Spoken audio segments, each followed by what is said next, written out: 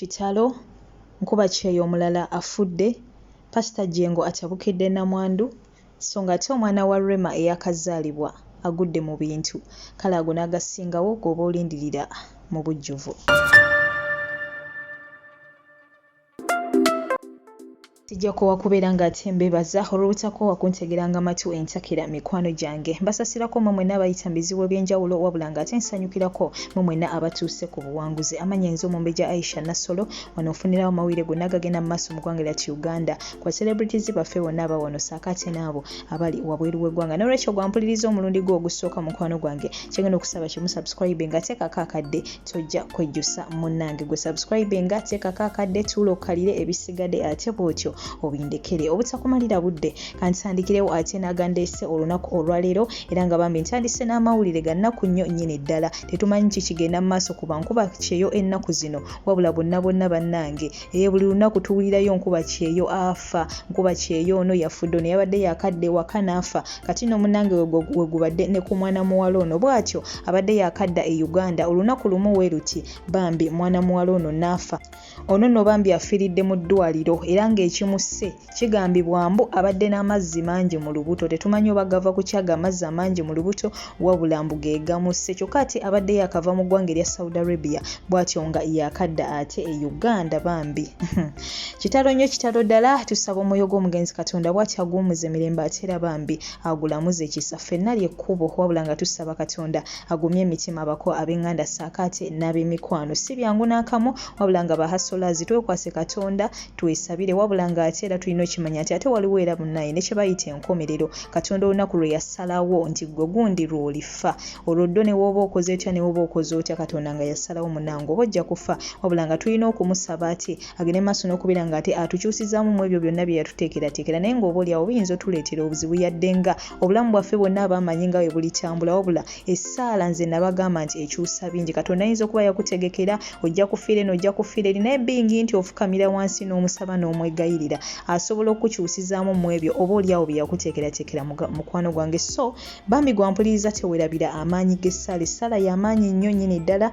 Teweerabira kubeera ng'ate osaba obulamu bwo obukwase Katonda ajja sobola okubeera ng'ate akuyamba. So ng'ate era amawulire amalala ga nnaku ag'okubeera nga abadde omukulu w'essomero lya King's College Buddo. Ffe n'essomero eryo tulimanyi bulungi.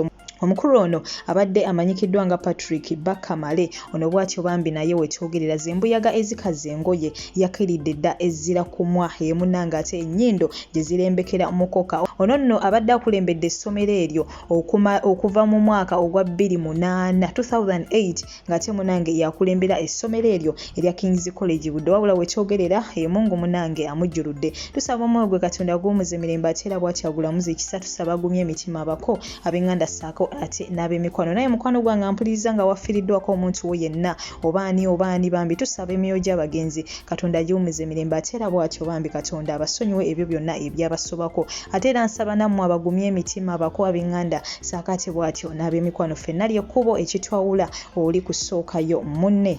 Wabula ng'ate n'ebyo nabyo tubitadde ebbali mukwano gwange g'amawulire agagenda mu maaso ku mubaka ono owa Kawempe North Honorable Segirinya Mohammed ssaako ne Honorable Alan Sewanyana. Mu butuufu byo tebinabeera byangu n'akamu n'akeddagala wabula nga munnamateeka ono Shamim Malende bw'atyo avuddeyo n'ategeeza nti kkooti enkulu bw'eteragidde ekitongole ky'amakomera kino ekiyitibwa Uganda Prisons Service bwe kiti ate kikiriza ababaka bano bambi beesalirewo basawo ki oba mu malwaliro ki mwe baagala okubeera ng'ate bajjanjabibwa wabula nga balondoolwa gavumenti. So bambi bye byate ebigenda mu maaso eruuyi eyo yo kkooti enkulu eragidde nti bannange muleke abantu bano beesalirewo wa gye baagala okubeera ng'ate bajjanjabibwa wabula era still bagenda kubeera under gavumenti nga yekola ki ate yeerondoola biki ate ebigenda mu maaso ku bulamu bwa bano ababiri wabula nga si byangu n'akamu n'akeddagala. Katugende mu maaso n'okubeera nga bakulu bano tubateekera ddala mu ssaala. Honorable Segirinya embeera ye gyali mundoza ffenna tugitegeera bulungi mu butuufu buli kaseera yeeyongera kubeera ng'ate wasene nga wabula tusaba bambi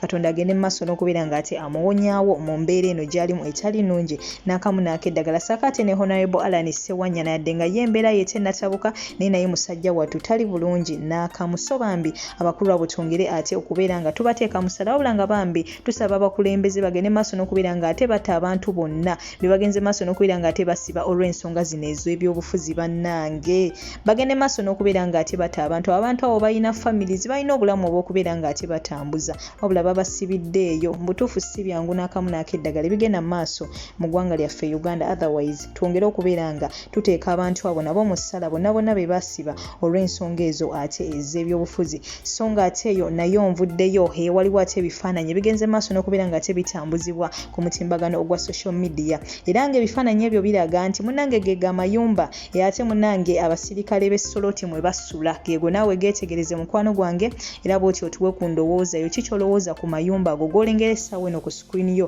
okubeera nga abasirikale munnange we batyo mwe bakola ki mwe basula abasirikale ate b'essoloti kati gw'osuubira omusirikale asula mu nnyumba efaanana bw'etyo n'abeera atya okubeera nga ate gwe akulabamu ak'obuntu y'ensonga lwaki amateeka bagatwalira mu ngalo ennaku zino ne bakka ku bantu ne babakubanga abakuba ente ne babayisa mu mpisa yonna etategerekeka olw'ensonga nti nabo embeera gye balimu basajja batu tetegereka kale nno munnange twongere okubeera nga ate twesabira kubanga ebigenda maaso eruuyi ebyo nabyo si byangu so nga ate neyo tuvuddeyo ate ye munnange omwana wa Rema Namakulu ono eyakazaalibwa twategedde nti mwana muwala era nga amannya ye Aliya ono bw'ati ate munnange agudde mu bintu we bati ate bamututteko ate alaba ate ku mugagga ono Kirumirage ne maaso omugagga Kirumirage ne maaso n'okubeera nga ate alaba ku bebe waabwe bambi gwe bazadde era bw'atyo n'akka mu nsawo n'asimba omwana ono akakadde kalamba ak'ensimbi omwana munnange tukkirize nti yagudde mu bintu omwana yazze n'emikisa gye munnange ate bye bigenda mu maaso eruuyi eyo wabula nga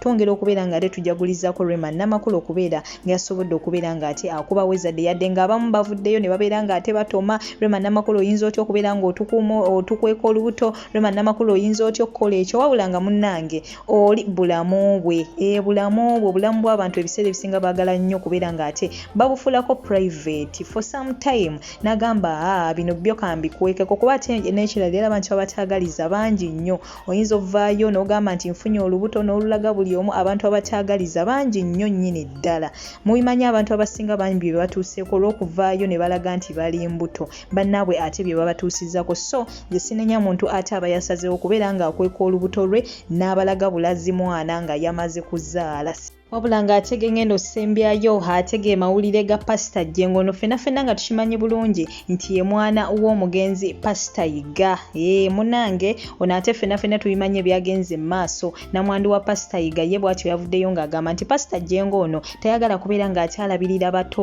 bwe era bw'atyo yamwetisse bulambalamba mpaka mu kkooti era omulamuzi mu kugusala bw'atyo yalabye nti Pastor Jengo talina musango era bw'atyo n'akola ki n'amuta wabula nga ye Pastor Jengo era bw'atyo yayongedde okuvaayo nayongera ddala okukakasa n'agamba bannayinze sirina musango era bw'atyo n'asaba namwandu ono ate akola ekyamwesonyiwe ye agamba nti alina ebintu bye yagamba namwandu ono okubeera nga ate atuukiriza ye agende mu maaso n'okubeera nga ate alabirira omwana ono wabula namwandu yagaana wabula bino eby'okubeera nga ate avaayo n'amutwala mu kkooti n'akola ki ye Pastor Jengo ayongera okiggumiza nti ye ng'omuntu talina buzibu wabula namwandu ono ate yakola ki yalina obuzibu ng'omuntu so ye agamba nti namwandu ono agende mu maaso n'okubeera nga ate yeesootinga wabula nga byebyo si byangu n'akamu n'akeddagala ngenda kuba ate nkusibula ne ka video ka Pastor Jengo kano ogende mu maaso n'okubeera nga ate mukwano gwange okekkaanya omanye ate bw'oti ebigenda mu maaso mu ggwanga lyattu Uganda wabula nga oba tonna subscribe nga ngenda kusaba ekintu kimu subscribe nga teekako akadde ako munnange kakuyamba okubeera nga buli ggulire eryentekayo kati nga lino lyendi mukola essaawa eno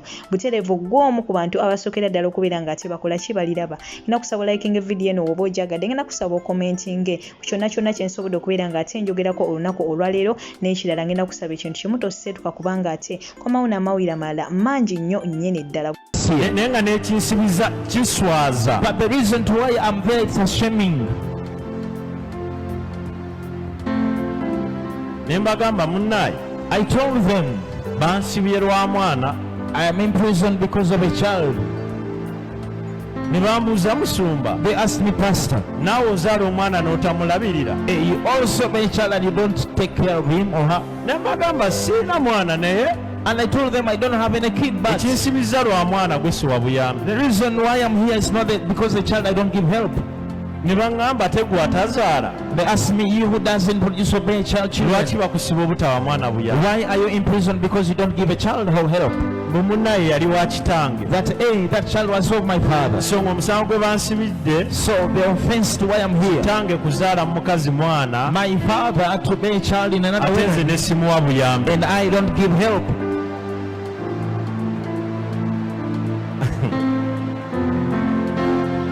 Mukama mulungi. God is good. Amawulire ne gatambulira ku ekyo. And news was on that. Ne gatambulira ku ekyo. News was on only that. Siwa bato bange buyambi. I don't help my siblings. Abankubira amasimu. Those who call me, Mu musumba twagala interview naawe. Pastor, we want an interview with you. Twagala kuwulira ku sayidi yo. We want to hear about your side. Ne mbagamba omulamuzi yawulira sayidi yange. And I told them the judge had from my side. Era y'ensonga lwaki yakola judgment gye And yakola. it's the reason to why he did that judgment. Mukama mulungi. God is good. Omulamuzi yawulira sayidi yange. The judge had from my side. Era y'ensonga And it's the reason lwaki yakola judgment gye yakola. to why he decided in such a judgment. Seetaaga kwennyonnyolako. I don't need to speak or to explain about myself. Akakiiko kanjulira. The committee is a witness. Akakiiko k'ekkanisa. The committee of the church. Omwana ayogerwako. The child whom they talk about. Tetugaanangako muwa buyambi. We've never refused to give help. Ne wabula gw'oba oyagala obuyambi obutasoboka. But if you need that help that is not possible, Ate n'olema n'okukola kye tugambye. and you even fail to do what we tell you, Then naye sirina kyakukolera. then I had nothing to do for you. Mukama mulungi. God is Kuba good. gwe togenda kuŋŋamba Because you not tell me monthly that every month nina olabirira ggwe n'omwana wo. I have to take care of you and Nze your ndabirira child. muto wange. I take care of my sibling. Sirabirira ggwe. I don't take care of you.